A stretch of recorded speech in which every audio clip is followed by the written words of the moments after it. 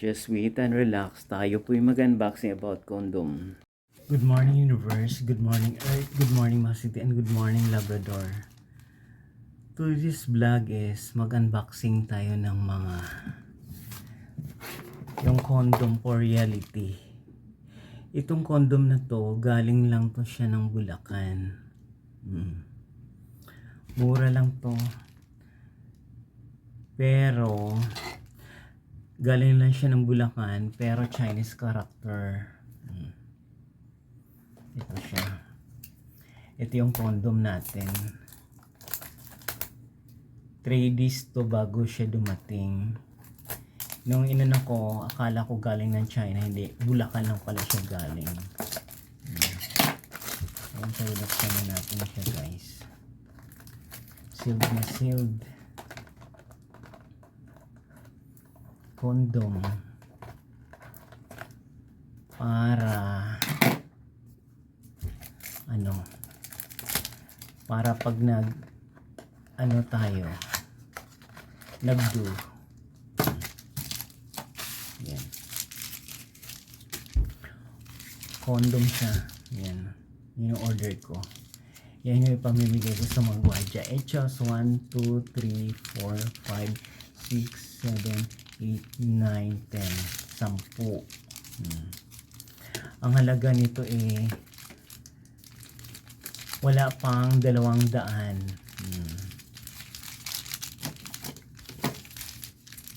Sampu. Alanganin. Kaya kung sino yung may gusto mag-order nito, pwede kayo mag-order sa online. Kasi pag binili mo to sa 7-Eleven, yung zero, HE for God zero.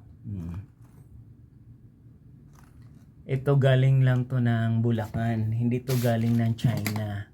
Pero siguro ang nagagawa mga Chinese kasi Chinese character dito. Pero dito sa baba, ang kailan siya ginawa May 23 of 2024. Expired siya ng May 22 of 2029. Ang tagal, di ba? Ayan. Ilang taon mo siyang itago kung saan mo gusto itago. Ito wala pang tong 150. Kaya kung sino yung gustong mag-order ng condom, marami ngayon sa online, lalo na kung tawag to sa 11/11, November 11/11 kasi 11% off. Kaya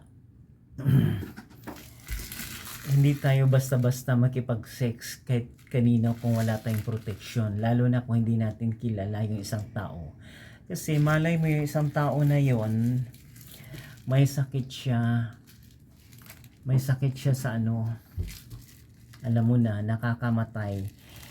AIDS doesn't matter. Yung AIDS, nakakamatay talaga yan. Kasi walang lunas yan. Pero meron yung prevention, meron yung cure. Kasi meron akong friend, namatay siya dahil sa AIDS. In reality. Kasi kahit sino pinapatulan niya, mas makati pa siya sa Gabing Hawaii. Kasi once na nagka-AIDS ka, alam mo kung ano mangyayari sa'yo. Yung balat mo, magka-rashes. Ganon nangyari sa kanya. Pati labi mo na ganyan, babakbak dito. Pero bago siya mamatay, ayun. Once na lumalabas siya ng bahay, in realidad talaga, nakaano to, ayaw pakita yung katawan niya. Ganun nangyari sa friend ko na may AIDS in reality. Pero before, nag-work siya sa call center. Kung saan building yon, hindi ko pwedeng banggitin kasi sikat yung building na yon. Isa siya doon sa mga napanood ko sa YouTube na ganun nga ginagawa ng mga agent, ng mga call center agent.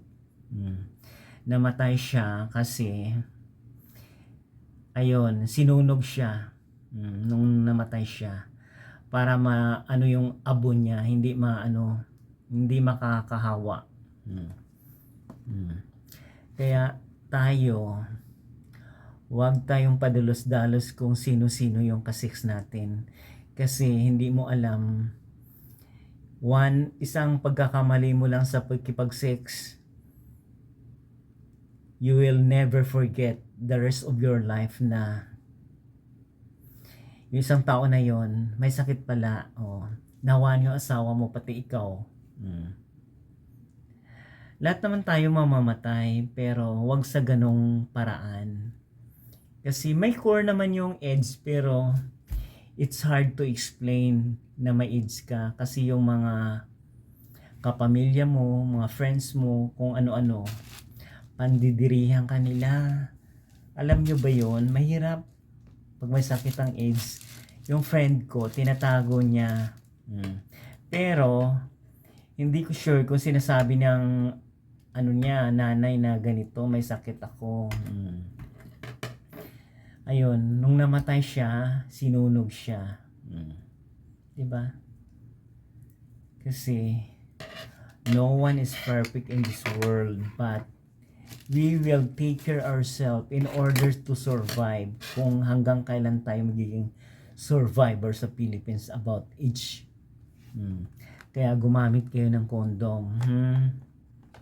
Ayan. Hindi natin pwede buksan yung isa kasi maselan yan, no? Alam mo naman. Kaya kung sino yung may gusto, pwede kayo mag-order sa online. Mga kapamilya.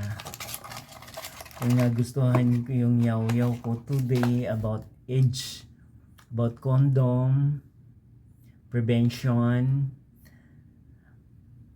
please watch, like, share, and subscribe my YouTube channel, Journey Magandang Buhay, mga kapamilya.